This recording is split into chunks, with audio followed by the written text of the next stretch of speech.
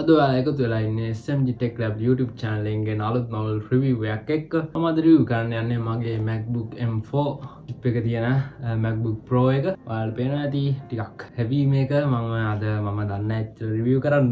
මේක මගේ පළවෙනි review එක වෙයි. මම මේක අරන් දැන් මාස 3කට 4කට වැඩි හොඳ user experience එකක් තිබ්බ ඇත්තරම.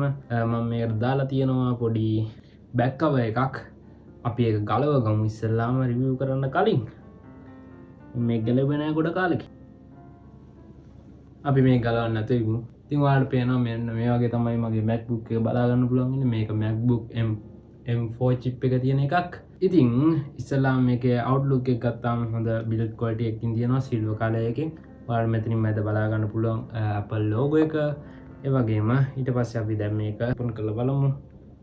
ටඩා මෙන්න මේ විදියට smooth විදියට ඔයාලට බලා ගන්න පුළුවන් MacBook එක ඔයාලට මේ විදිහට තමයි බලා ගන්න පුළුවන් වෙන්නේ. දැන් මේකේ close up look එකක් මම ඔයාලට පෙන්නන්නම්. Okay guys, මේ තියෙන්නේ ඔයාලට close look එකක් මගේ MacBook Pro එකේ. මේක MacBook Pro M4 chip එක. අපි යමු මේකේ profile එකට. ඉස්සෙල්ලාම about this Mac යමු. About this Mac ගියාම ඔයාලට බලා ගන්න පුළුවන් මේක මොන model එකේද කියලා. මෙන්න මෙතනින් chip එක M4 memory තියෙනවා 16GB memory means RAM එක. RAM එක තියෙනවා 16GB. ඊට පස්සේ මෙතන තියෙනවා startup disk මම දන්නේ නැහැ මොකක්ද කියලා. serial number තියෙනවා. Mac OS තියෙනවා Tahoe 26.2. ඊට පස්සේ more info අපිට ගියාම මේක 14 inch display එකක්. මට ඒක කියන්න දුණා. මේක 14 inch display එකක්. MacBook එකේ යනවා 14 inch සහ 16 inch කියලා. මේක MacBook Pro එකක්. MacBook Pro 14 inch 2020 එකක්. හරිද? මේක හදලා තියෙන්නේ 2024 වල නොවැම්බර්. මම මේක ගත්තේ brand new. ඔයාලට පේනවා තියන්න අතන තියෙනවා MacBook එකේ කේසින් එක. මම මේක ගත්ත vlog එකක් දාලා ඇති මගේ main channel එකේ. ඔයාලට ගිහලා ඒක බලන්න පුළුවන්. මේක ඇවිල්ලා review එක. මෙතන more info ගියාම අපිට බලා ගන්න පුළුවන් MacBook එක ගැන. මෙතනින් M4 chip එක සමිතස් MacBook Pro නොම තමයි තියෙන්නේ. MacBook Pro එකේ මේක මට මතක නෑ මේක 512ද this is a 512 okay, not 256. ඔයාලා Apple MacBook එකක් ගන්න plan කරගෙන ඉන්නවා නම් ඉස්සෙල්ලාම ඔයාලා කරන්න ඕනේ කොහොමද ඔයාලා දැන් Apple MacBook එකක් ගැන මොකක් හරි හොයනවා නම් ඔයාලා ඉස්සෙල්ලාම යන්න ChatGPT එකට. ඊට පස්සේ ඔයා කියන්න ඔයාගේ requirements මොනවද කියලා. මට මේ දේ කරන්න ඕනේ මේ දේ කරන්න ඕනේ. ඒකට හරියන ලැප් එකක් මට තෝරලා දෙන්න කියලා. Apple එකක් ගද්දී ඉස්සෙල්ලාම ඔයාලා බලන්න ඕනේ සාමාන්‍යයෙන් ඔයාගේ ගන්න හදන price range එකට අදාළව තමයි ඔයා MacBook එක choose කරන්න ඕනේ. මම නම් choose කරේ ඒ විදිහට. මේක 4.50 ගාණක් වුණා මට මතක විදිහට. ඉතින් මේක තමයි ලැප් එක. ඔයාලා අලුතෙන් MacBook එකක් ගන්න හදනවා නම් ඔයාලා දැන් තියෙනවා ChatGPT. ඒ වගේම වෙනත් AI තියෙනවා. ChatGPT වලට වඩා Gemini එක හොඳයි. ඔයාලා Gemini එකෙන් ගිහිල්ලා අහන්න කොහොමද මම මෙහෙම MacBook එකක් ගන්න බලාපොරොත්තු වෙනවා, කොහොමද මට හොඳ MacBook එකක් select කරලා දෙන්න කියලා. ඔයාගේ price range එකත් එක්ක add කරලා ඔයාලා අනිවාර්යෙන් කියන්න ඕන දෙයක් තමයි මේ MacBook එකක් ගත්තී පොඩ්ඩක් storage එක ගැන ගොඩක් සැලකිලිමත් වෙන්න ඕනේ. මගේ මේ 512 එක ඇත්තටම storage මදි. 1TB එකක් වගේ යනවා නම් ගොඩක් හොඳයි කියලා මට හිතෙනවා. මම දැන් වැඩ කරන් යද්දි මගේ content creation වැඩත් එක්ක මට මේ 512GB එක ටිකක් මදි කමක් දැනෙනවා. ඊට පස්සේ මේකේ ගේමින් ගැන කතා කරොත් ගේම් ගහන්න නම් ඔයාලට MacBook එකේ ගේම් ගහන්න පුළුවන්. හරිද? බැරි කමක් නැහැ. ඒ වුණාට MacBook එකේ ගේම් එකක් ගහනවා කියන්නේ ඔයා Lamborghini එකක් අරන් සෆාරි එකක් ගියා වගේ සිද්ධියක් තමයි ඔයාලට තේරෙන්නේ නේද? ගොඩක් සුපෝගී වාහනයක, ලක්ෂරි වාහනයක සෆාරි එකක් යනවා වගේ තමයි. මේ MacBook කියන එක අපිට හදලා තියෙන්නේ MacBook Apple company එකෙන් හදලා තියෙන්නේ සාමාන්‍යයෙන් අර professionals වලට, not for the gaming. ඔයාලට game ගහන්න ඕන නම් වෙන computer එකකට යන්න මං කියනවා. කොහොම හරි ඔයා MacBook එකකට යනවා නම් ඔයා නිකන් professionally වැඩ කරනවා නම් editing 3D rendering ඒ වගේ වැඩ කරනවා නම් ඔයාලට පුළුවන් MacBook එකකට යන්න. ඉතින් ඇත්තටම හොඳ user experience එකක් තියෙනවා මේ MacBook එකේ. මම ගත්තේ one Mac කියලා store එකකින් Colombo 7 වල. මම ඔයාලට දාන්නම් link එක.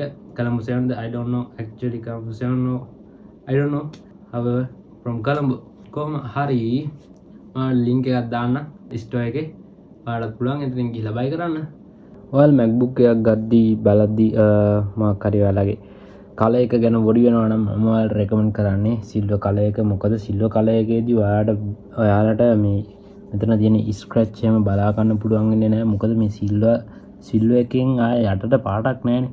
අපිට දැන් අපේ මේ තියෙන ස්පේස් බ්ලැක් එක ඒක පොඩක් ස්ක්‍රැච් වුණොත් එහෙම ගොඩක් අපිට පේනවා. ඒ වගේම එතන ඒකේ මම දැකලා තියෙනවා යූසර් එක්ස්පීරියන්ස් වීඩියෝස් වල මේ ඒකේ මේ ෆින්ගර්ප්‍රින්ට් සිටිනවා කියලා. ඒක නිසා තමයි මමත් ගොඩක් ඒ ගැන හිතුවා මොකද්ද ගන්න කියලා, මොන පාටද මම චූස් කරන්න කියලා. අන්තිමේට මගේ ඩිසිෂන් එක වුණේ සිල්වර් එකට යන එක. මොකද සිල්වර් එකේ පාට අපිට නිකන් සිල්වර් පාට තමයි MacBook වල නිකන් ප්‍රීමියම් පාට. ඒකට ගහන්න පාටක් නැහැ ඇත්තටම. ඉතින් සිල්වර් කිව්වාම නිකන් MacBook එකක් ඔයාලට මතක් වෙන්නේ නිකන් එකපාරට MacBook එකක් මතක් වෙන්නේ සිල්වර්ත් එක්ක නේද? අන්න ඒ හින්දා ඒ ප්‍රීමියම් ලුක් එක අපිට සිල්වර් එකෙන් ගන්න පුළුවන්. ඒ ඔතෙන්ටික් ලුක් එක සිල්වර් එකෙන් ගන්න පුළුවන්. සිල්වර් එකකට යන එක තමයි මගේ නම් රෙකමෙන්ඩේෂන් එක ඔයාලට.